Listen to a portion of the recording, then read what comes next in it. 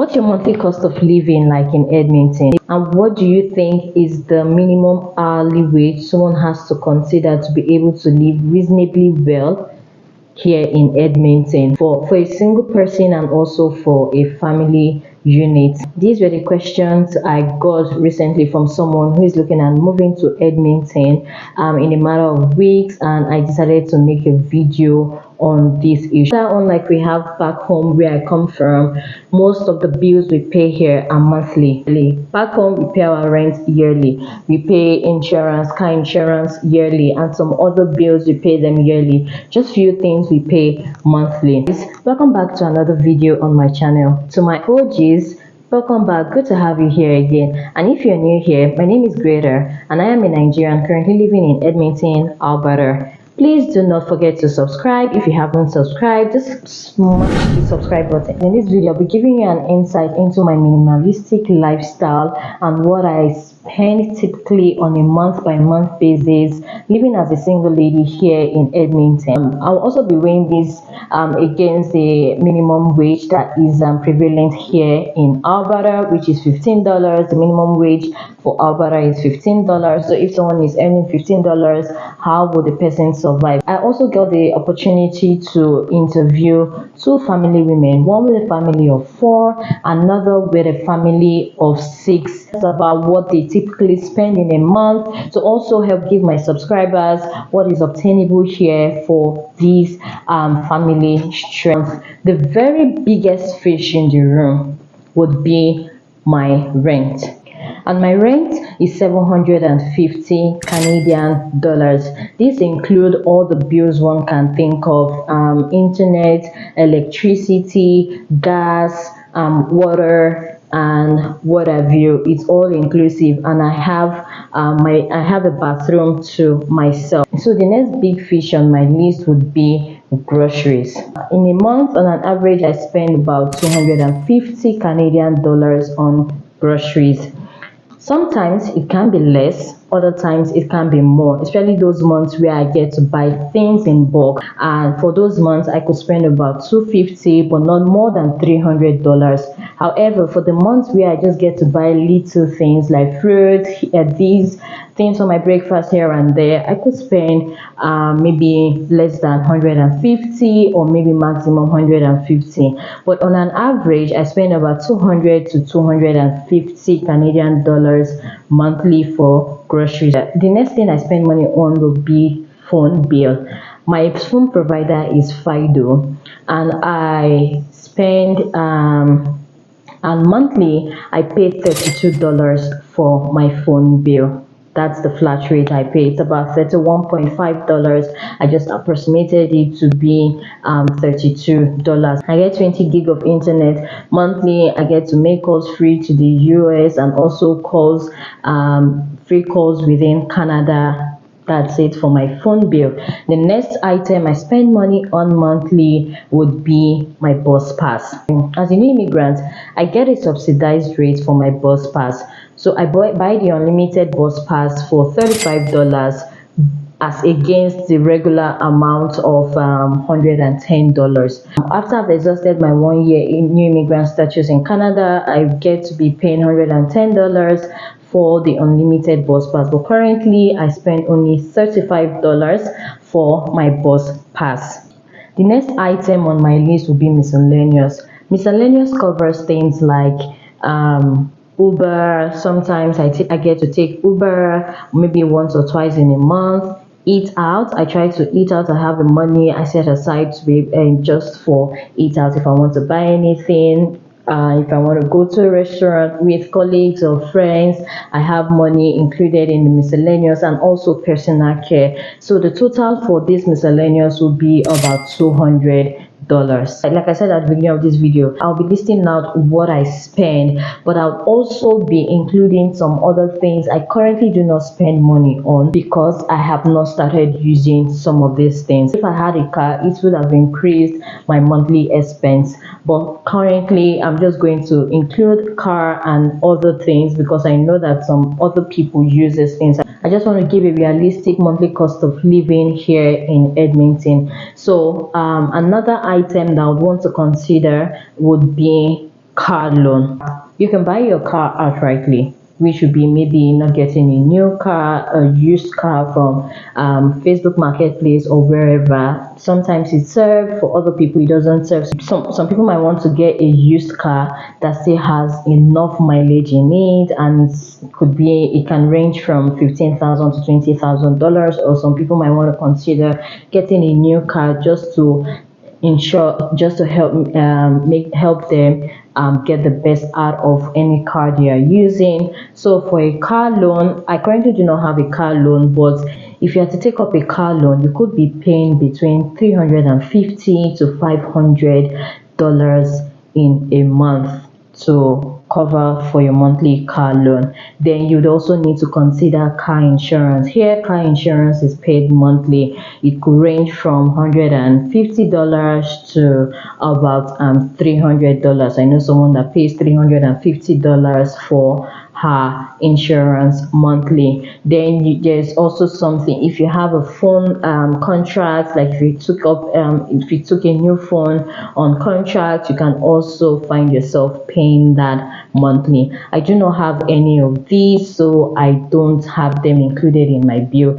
Probably if I had them, my bill would have gone up. Then another thing I spend money on is my tithes. I'm a Christian. I believe in tithing, sending money home to family, and also gifts that I tend to give to people, maybe on a monthly basis, sometimes not every month. For these, I do not have a specific amount, but I would say it's something I do monthly. Considering all the things I've just listed out, minus the titan, the family, and the gifts I send to people once in a while, I would say I spend about 1,600 Canadian dollars on my necessary expenses here in Canada. Some months it could be more, especially if I get to buy clothes or get to spend money on some unforeseen things. Other months it could be just, I don't think it has ever gone below 1,600, so I'm just leaving it at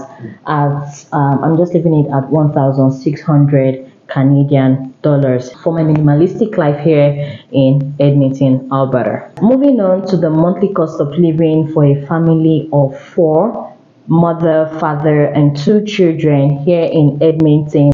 This is what it looks like.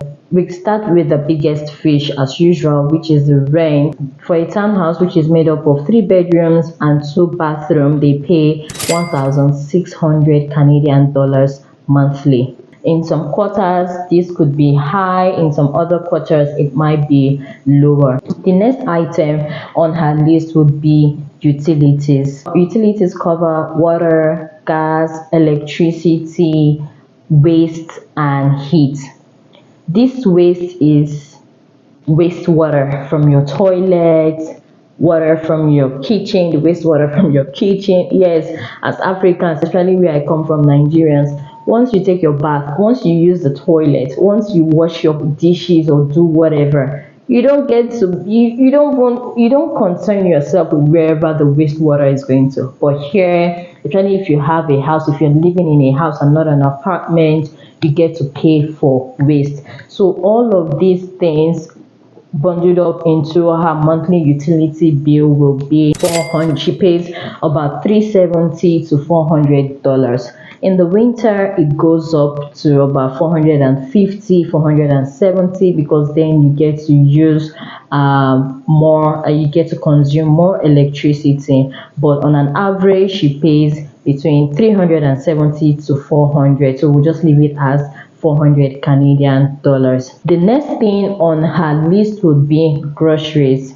She put it at 400 Canadian dollars. It could be more. She didn't add what they would usually spend when they go to an African store. She just put out a flat rate, an average rate of 400 Canadian dollars. The next item on her list will be car loan. So for her car loan, they pay about $500. They actually have 2 cars, but one of them is paid off. The second one has a loan on it, and for a month they pay $500. Then you also have the car insurance. Her insurance costs $250. Then you have internet also. They have internet and camera, and these cost I think about $90 Another thing they spend money on would be gas. Of course, you have a car, so you need to buy gas.